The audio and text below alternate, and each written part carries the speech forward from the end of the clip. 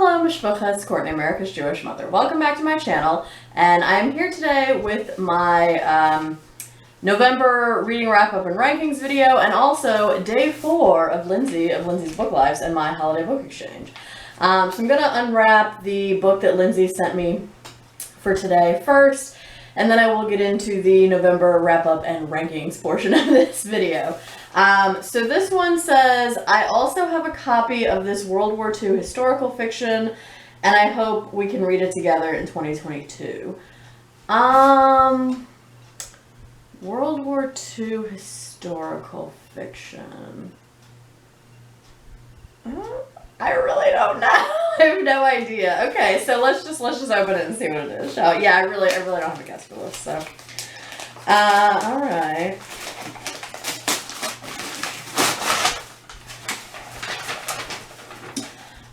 Oh, The Last Thing You Surrender by Leonard Pitts Jr. Yeah, I've heard really good things about this from multiple people. So yes, thank you for this, Lindsay. I am happy to have this, and I will look forward to hopefully a buddy read of this in 2022. It says it's a story of our nation at war with itself and tyranny across the globe. It's an American tapestry of hatred, compassion, fear, courage, and cruelties, leavened with the promise of triumph. So 3 characters from the Jim Crow South face enormous changes that World War II triggers in the United States. All right, cool. Yeah, no, I've heard good things about this from multiple people. In fact, I don't think I've seen one bad review of this book. So yeah, really glad to have this, and yes to a buddy read. If you've read this and have thoughts about it, let me know what they are down in the comments below. So there you go. So that was day 4. So on to the November. I'm just going to stick this up here so I have it separate from all of the books I'm about to show you. So I ended up reading 14 books in the month of November, which is the most books I've read since August, when I had half the month off. Like I wasn't teaching for about the first half of August or so. So it's impressive that I managed to read 14 books in November. So yeah, that was good. So because I read 14 books, and I don't want this video to be too long and out of control, I'm just going to say, and also because I've talked about most of these books, not all of them, but I've talked about most of these books at more length in a Friday Reads video, most likely. Not all of them, because some of them I finished just recently, but for the most part, I've talked about these elsewhere, so I'm only going to say a little bit about them. So this will be like a quick and dirty, right? Wrap up and ranking. So, as usual, I rank these from the book that I enjoyed the least to the book that I enjoyed the most.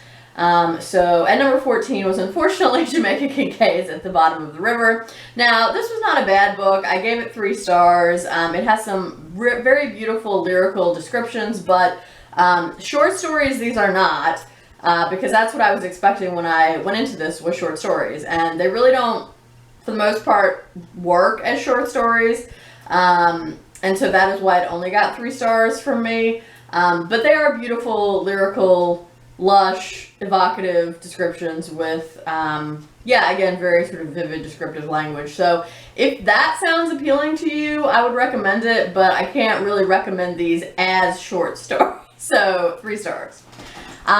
Number 13 was Patricia Lockwood's No One Is Talking About This. I read this as part of my secret reading project for Scott of Gunpowder Fiction and Plot's birthday. So I also gave this book 3 stars. It's basically thinly veiled autofiction, and for me, I found it funny at points, but the first half of it, or more than half of it, felt very disjointed from the second half, because the first, again, more than half of it is lighter and more comic in tone, and then the latter portion of it is supposed to be more serious and somber in tone, and so that's why it kind of felt disjointed for me. But, you know, again, this was on at least a couple of long and or short lists for prizes, and it was also one of Nell and Scott's favorite books this year, as evidenced by the fact that they made like 3 different videos about it. So, you know, don't take my word for it. You know, you read it if you want. So, It's definitely interesting from an experimental standpoint. So 3 stars. Okay, then at number 12, I don't have a physical copy of this book here to show you. Number 12 was Cherie Jones's How the One-Armed Sister Sweeps Her House.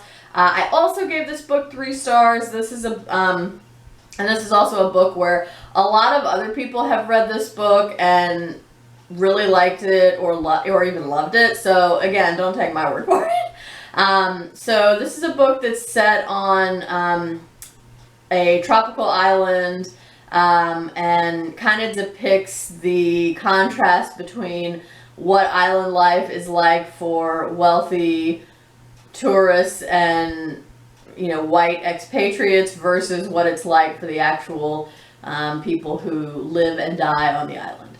And I found this book very violent, kind of unrelentingly depressing, with just like the briefest, tiniest glimmer of hope at the end. But it's like, oh my god, I had to slog through all this stuff to get to this like little tiny, like, you know, maybe even glimmer of hope. But yeah, really depressing, and I was just not about that at that particular moment in time where I read this book, which was also a book I read for my secret Scott's birthday reading project. So 3 stars. At number 11 was John Boyne's A Ladder to the Sky. This won the inaugural BookTube prize a couple of years ago. It follows Maurice Swift, who steals other people's ideas and stories basically to become a famous writer. So it's entertaining from the standpoint that Maurice is, you know, kind of like a very wicked, love to hate him sort of character. But some of the decisions people make in this book are just dumb or don't make any sense. And the other thing I didn't like as much about this book is that all of the sections are told from a different narrative standpoint, and that was jarring and again kind of made it feel a little disjointed to me. Also, the whole middle section is told from the standpoint of an African American woman, but still manages to sound like the section that's told from an older white gay man. So choices. So I ended up giving this book 3.5 stars. Coming in at number 10 was Chinua Achebe's Things Fall Apart. This is a modern classic of African literature. It tells the story of Okonkwo, who is an Igbo man in Nigeria, and the first probably 60% or more of the book sets up what Okonkwo's life is like. We see him grow up. We see him marry and have children, and take wives and have children, right? And grow yams and stuff. And then in the last, probably like 30 to 35% of the book, he is exiled from the clan for reasons I won't get into. And then white missionaries come in and start converting people to Christianity and upsetting the traditional way of life and things like that. So I think it's a good book to read from the standpoint of kind of a classic of post-colonial literature. So I would recommend it for that reason. I also found there to be greater narrative tension in the second and third parts of the book than the first part. Liked it overall, would recommend it. And again, other people have liked this more than I did. I think I just maybe had too high expectations for it. So 3.5 stars. Coming in at number 9 was Hannah Arendt's Eichmann in Jerusalem. I did this as a buddy read with Stephanie Cohen, who doesn't have her own channel but often comments on other people's channels. So I liked this overall. It was sort of hard for me to get into at first because I found Arendt's tone when describing the courtroom proceedings quite flippant, which I didn't think was appropriate given the gravity of the situation, right? Like, Eichmann's literally on trial for the Holocaust here, you know?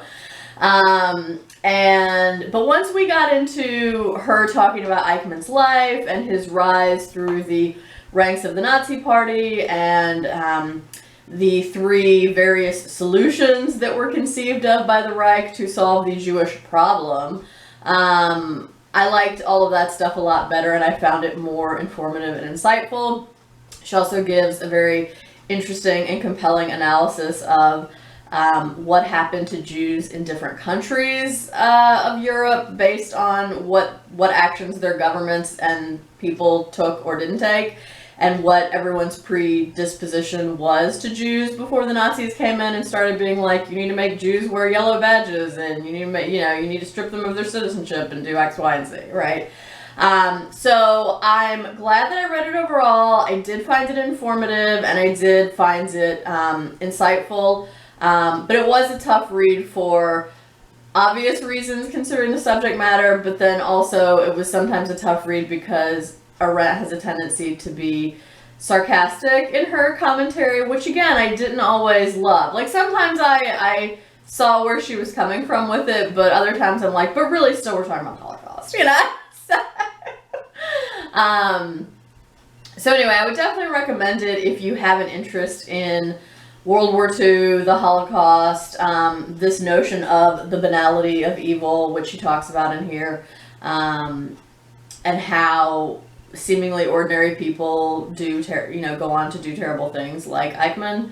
So 3.5 stars. And glad that Stephanie read it with me. Coming in at number 8, I don't have this here with me. Coming in at number 8 was Uncomfortable Conversations with a Black Man. This was by Emmanuel Acho. I think Acho is how you say his name. Who is a former NFL American football player. And I listened to this as an audiobook, and Acho narrates it himself, and I thought he did a good job with that. And it's a pretty short audiobook production. It's not even 5 hours long. So Acho is the child of Nigerian immigrants to the United States, and so he was raised with kind of traditional Nigerian culture at home. But his family also lived in Texas, which is very white-dominated culture. So he kind of feels like he has a unique perspective on race in the United States for those reasons. Also for the fact that he, went on to play in the NFL, which is a more like African American dominated culture versus the white culture that he was exposed to growing up.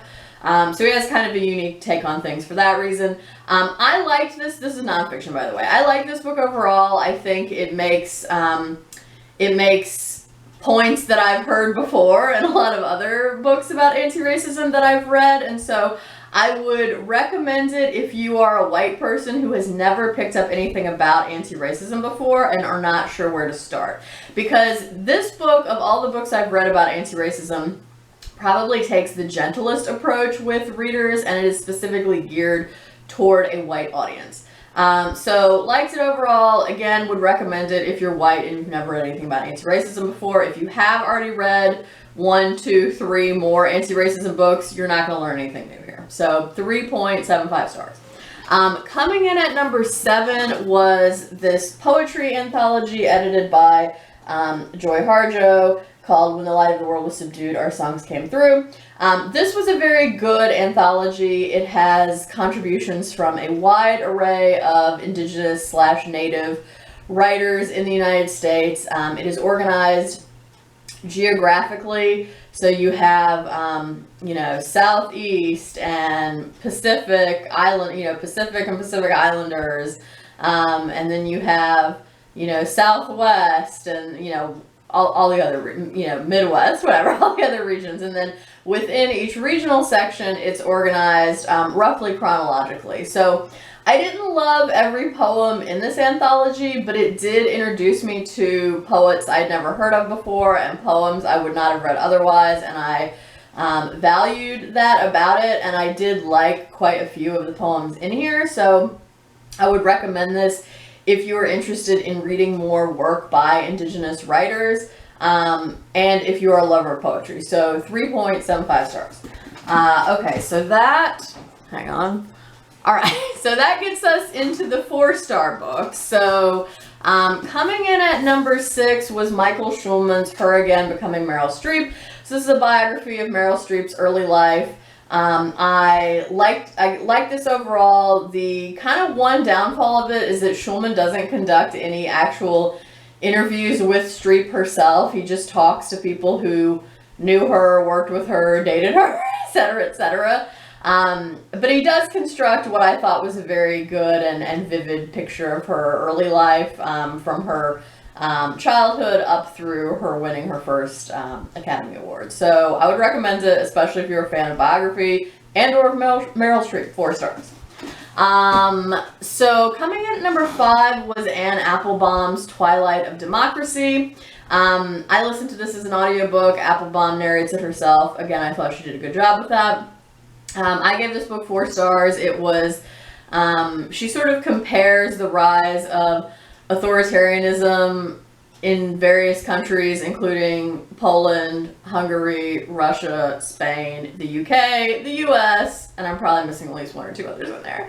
And I thought it was very effective. It was kind of scary to me, to be honest. So I think mission accomplished. So it was one that I I've kind of kept thinking about ever since I read it. Kind of wondering, is this creep toward authoritarianism inevitable, or is there really anything we can do to stop it? Or are we just going to have, a rise in fascism and authoritarianism basically 100 years later, right on schedule? So we'll see. Sorry, not trying to be too depressing, but that's just what it made me think about. So, alright, so I gave that 4 stars. So coming in at number 4 was The Essential Writings of Ralph Waldo Emerson, which I finally finished in the month of November. So I also gave this book 4 stars. Emerson is great. He's dense, but worthwhile, thought-provoking, certainly gives you a very good insight into the American ethos. If you want to understand why Americans are the way that we are and what our deal is, I suggest starting with Emerson, because he gives you a pretty, even though, he's writing these essays in the 1830s, 40s, 50s, 60s, he still gives you a really good idea of what is up with America. So 4 stars.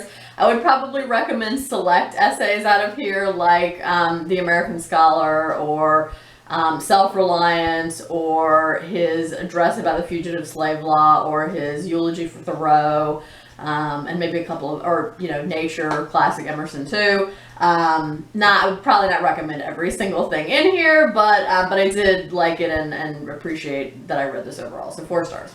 Coming in at number 3 was the last of the books, of the secret books that I read for Scott's birthday project. I also listened to this as an audiobook. So this was Sayaka Murata's Earthlings, which I also gave 4 stars. And I'm basically just going to repeat my warning that I gave when I reviewed this book the first time, which is, this was a very compelling read. I ended up giving it 4 stars, but I don't recommend you read it. And I'm really not kidding about this. This is a warning. If you read this book, you will not be able to unread it. Alright? So just go into it knowing that. And it was very upsetting. Very upsetting. So that's all I'm going to say about that. Number 2 was Octavia Butler's Kindred, which I reread because my students in African American Lit were reading that this month. I very much enjoyed my reread of this. Again, if you've not read Octavia Butler, why? Please read this immediately.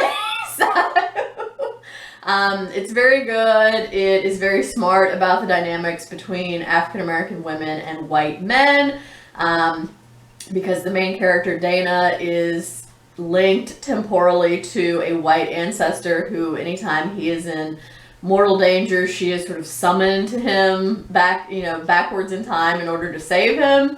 And then when Dana's own life is threatened in the antebellum timeline, she is then returned to the present day timeline of 1976. So yeah, this book is good. It's plotty, it's fast paced, it's smart. I definitely recommend it. 4 stars. And then my number 1 read of the month was, of course, Layla Lalami's The Moors Account, which I gave 4.5 stars. So, yeah, this book was good. The main character and narrator, Mustafa / Estebanico, I found to be a complex and compelling narrator. I liked the dual timelines of this story that went up to about the first half, about up to the midway point of the book. I love the sort of ponderings about freedom and whose responsibility freedom is. And I also just really liked that this book was ultimately kind of optimistic about things. I felt like that's really what I needed during this pandemic moment. So I really loved it. Even though it was it was a tiny bit slow going at first because it's written in this old-timey travelogue style. But otherwise, I really liked it, and I would certainly recommend it if you like character-driven books. So 4.5 stars. So that is everything that I read in the month of November. If you have thoughts about any of these books, I would love to hear that. Please feel free to let me know that down in the comments below. Thank you for watching this. I will see you again tomorrow. I hope everyone is staying healthy and well. I hope you're doing good reading whatever you're reading. And until next time, would it kill you to call your mother?